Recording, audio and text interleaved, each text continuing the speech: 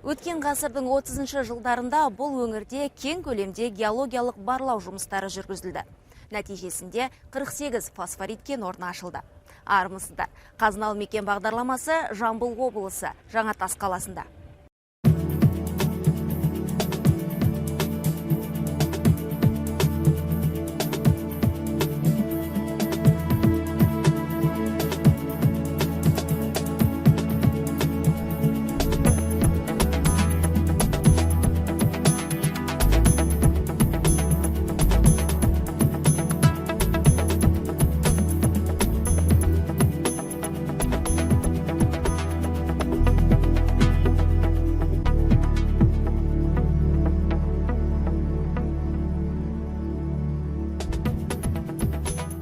Қазфосфат жауапкершілігі шектеулі серіктестігінің Қаратау тау-кен өңдеу кешені ілгері өндіріс ошағының бірі.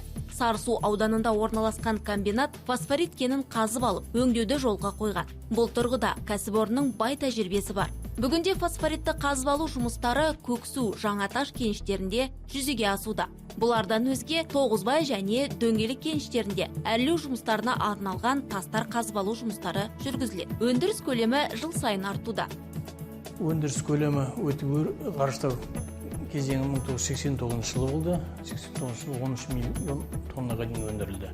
Енді одан кейін жаңа 90 жылдар өздеріңіз білесіздер, кеңес одағы тарағаннан кейін құлдилау заманында болды, оны да өттік.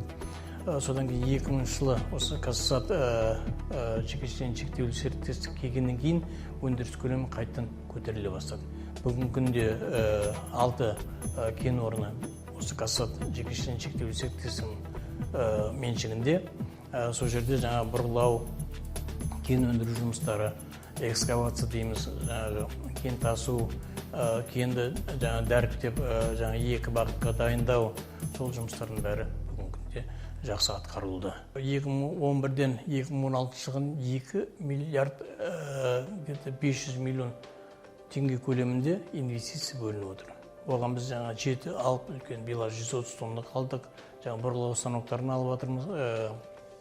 Сөйтіп жаңа өндірістің жаңару кезеңі басталып келеді. Қоры мен сапасы жағынан Қаратау фосфориттері дүние жүзінде алдыңғы қатардағы 5 мемлекеттің ішінде. Жалпы есептелген қоры 13 миллиард тонна. Фосфоритті Қаратау қойнауы Жамбыл мен Оңтүстік Қазақстан облыстарына қарасты ені 30 шақырым, ал ұзындығы 120 шақырымнан асатын алқапта орналасқан. 1946 жылы өндірісті бастаған кәсіпорын бүгінде барлау жұмыстарын тоқтатпаған. Бізде қазір экспло барлау жұмыстары жүргізіледі. Бұл кейін осы кеңес одағын ыдырағаннан кейін геологиялық барлау жұмыстары тоқтап қалған. Бірақ өзіміздің жұмыс барысына, өзіміздің ыңғайымыз үшін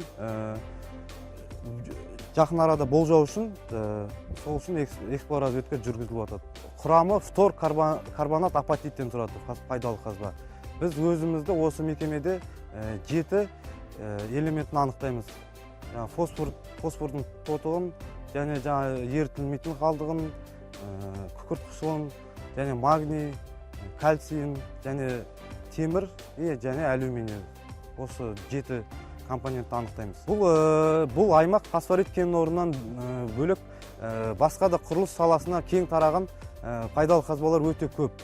Бұнда жаңағы мәрмәр тастар, доломиттер, известняк дейміз ақтастар, граниттер өте көп. Қаратау қойнауының фосфоритті кен базасы негізінде құрылған кәсіпорын Қазақстан мен Орта Азия, сондай-ақ республика фосфор өнеркәсібінің минералды тыңайтқыштар өндіретін кәсіпорындан шикізатпен қамтамасыз ете алатын бірден-бір өндіріс. Қазфосфат жауапкершілік шектеулі серіктестік қарамағында 6 кеніш бар. Бүгінде 5-еуі өндіріс, біреуінде дайындық жұмыстары жүріп жатыр.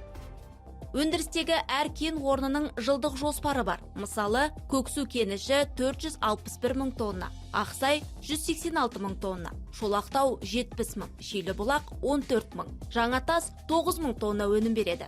Жалпы жылына 1 миллион 746 мың тонна фосфорит шығарылады.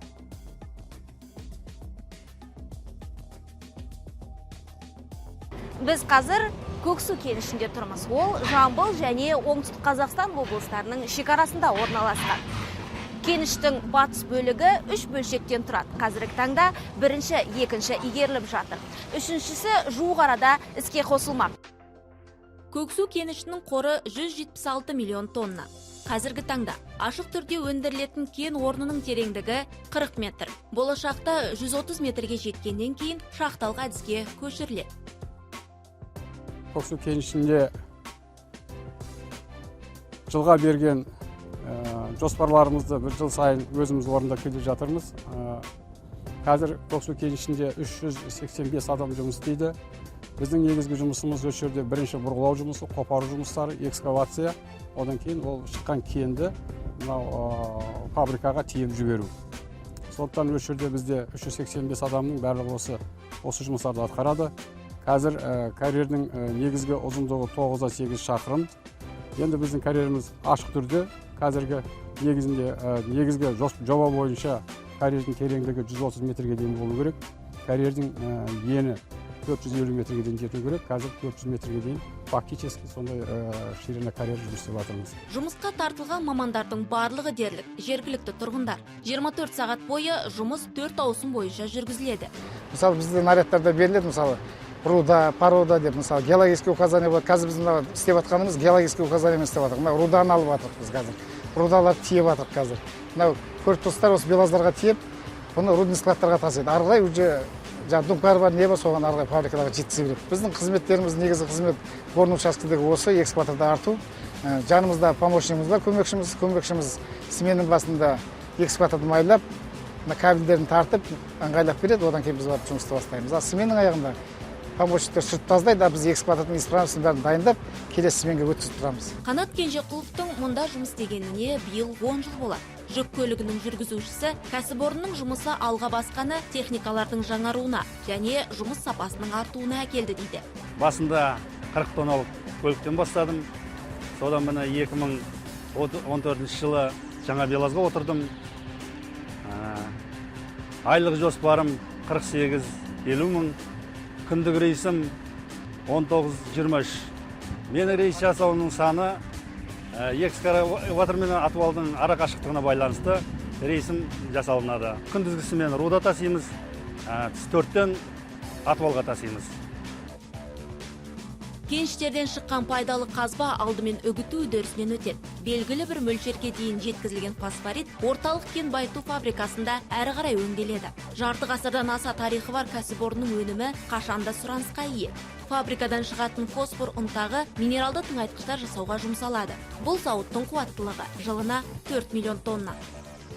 Та продукция, которую получал за эти годы, осы уақытқа дейін шығарылған өнімдеріміздің ешқайсысы ешқашанда жарнамаланған жоқ. Оның басты себебі не?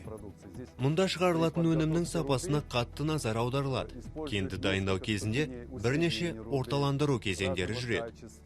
Олар түрлі сападағы, түрлі үгіту деңгейдегі жұмыстар. Нәтижесінде зауыттарға қажетті сападағы өнімді аламыз. Ол зауыттармен келісімге келер алдында оларға қандай сападағы өнім керектігін біліп аламыз. Сосын сұрағандарын жасаймыз. Дайын өнім силосты құтыларға салынады. Бізде қазір 64 мың тоннаға лайықталған құтылар бар. Міне, соларды темір жол вагондарына тиейміз. Барлық өніміміз тығыздалған ауамен тасымалданады. Пневмотранспорттарымыз бар.